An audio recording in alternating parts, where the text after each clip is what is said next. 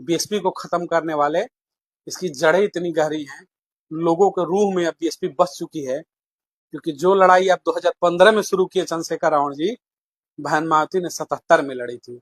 77 और 15 में बहुत का फर्क है। आप डिजिटल जमाने में आकर के आपने प्रदर्शन किया, जहां हर बात मोबाइल पर फैल गई।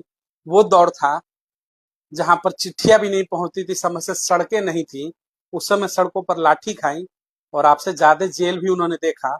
और सबसे बड़ी बात, आपके ऊपर शायद वो चीजें भी बीती ना हो, और शायद बीत भी जाए तो आप पुरुष हैं, बर्दाश्त कर सकते हैं। एक महिला होकर के, वो भी दलित समाज की, इस देश के अंदर गेस्ट हाउस कांड देखा, जहां क्या हुआ किसी के साथ छुपा नहीं है। तो इस समाज को समझना होगा।